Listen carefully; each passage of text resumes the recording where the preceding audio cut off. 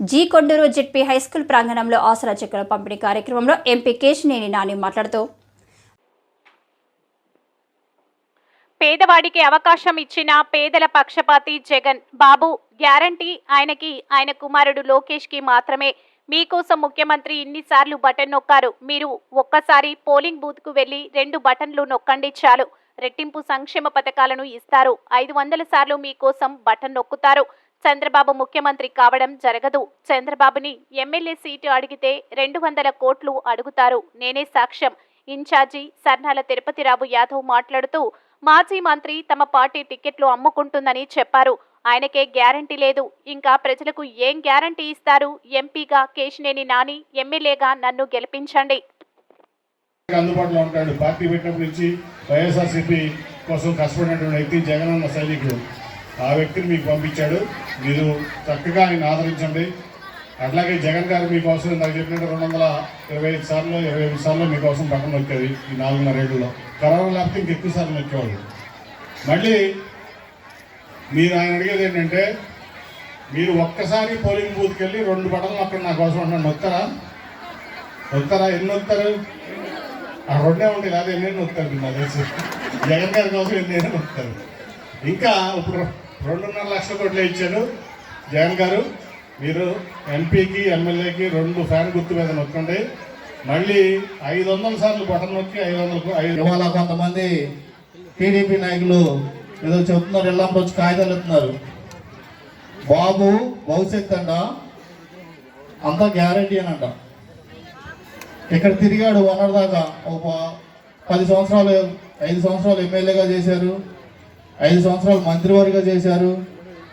మళ్ళీ ఈ 10 మేము గవర్నమెంట్ వచ్చిన కాడి నుంచి కూడా అది ఏమి చేయకపోయినా కానీ అక్కడ ఏదో ఉన్నట్టు జరిగిపోయినట్టు అన్ని అడావుడిగా తిరుగుతూ ఉంటారు. ఎప్పుడు చూసినా మీడియా మిత్రులను పిలుచుకోవడం, అక్కడ ఏదో జరిగిపోతుందంట, కొండలు నవ్వుతున్నారంట, లేకపోతే ఎలుగులు తీస్తున్నారంట బయటికి, మీరందరూ రాండి అని వాళ్ళందరూ కూడా తీసుకెళ్తూ ఉంటారు. అట్లాంటి ఆయన మొన్న అంటున్నాడు, మరి ఇంత భవిష్యత్తు ఇచ్చే ఆయన ఈయనకి మొన్న అంటున్నాడు 100 కోట్లకి టికెట్లు అమ్ముకుంటున్నారు, 150 కోట్ల టికెట్లు అమ్ముకుంటున్నారు. మరి భవిష్యత్తు అనేది పేద ప్రజలు నీకే, నువ్వు నమ్మిన బంటువు ఈ జిల్లాలో నీ పేరు చెబితేనే చంద్రబాబు నాయుడు గారికి తిరిగి. అందరికీ తెలుసు ఇక్కడ మాజీ మంత్రి ఇప్పుడు ఒకసారి 2 సార్లు ఎమ్మెల్యే చేశాడు, ఒకసారి మాజీ మంత్రి చేశాడు, 2 సార్లు ఎమ్మెల్యే చేశాడు. ఆయనే చెప్పాడు మీ అందరికీ ఏంటంటే పబ్లిక్గా చెప్పాడు, ఈ టికెట్ చంద్రబాబు నాయుడు గారు 100 కోట్లు 200 కోట్లు అమ్మేయాలని చూస్తాడు, నాకు సీట్ ఇవ్వకుండా అని చెప్పి మాజీ మంత్రి దేవేంద్ర ఉమామహేశ్వరరావు చెప్పాడు. అట్లాగే మన తిరుపతి గారికి ఒక సామాన్య కార్యకర్త, వైఎస్ఆర్సీపీ పార్టీలో ఒక సామాన్య కార్యకర్త కమిటెడ్గా పనిచేస్తాడు పార్టీ కోసం, ప్రజల కోసం జెడ్పీటీసీగా పనిచేసాడు తన జెడ్పీటీసీ కాలంలో. అట్లాగే బడుగు బలహీన వర్గాలకు చెందినటువంటి యాదవ కులస్తుడు, పేదవారికి అండగా నిలబడతాడు, సేవకుల్లాగా ఉంటాడు అని చెప్పి, డబ్బులతో పని లేదు, నువ్వు వెళ్ళి పని చేసుకో అని చెప్పి జగన్మోహన్ రెడ్డి గారు తిరుపతిరావు యాదవ్ గారిని పంపించారు. ఇప్పుడు వరకు మీరు చరిత్ర తీశారు. 52 నుంచి మైనారిటీ కాన్స్టిట్యూన్సీలో అలా ఎన్నికలు జరుగుతుంది. మొత్తం అంతా కూడా ఇవాళ వరకు కూడా ఎమ్మెల్యేలు చేశారు. అవునా? అగ్రవర్ణాలు ఇక్కడ చేశారు. ఇవాళ 200 కోట్లు దేవేంద్ర ఉమామహేశ్వరరావుకి టికెట్ అమ్మేసుకున్నాడు చంద్రబాబు నాయుడు గారు.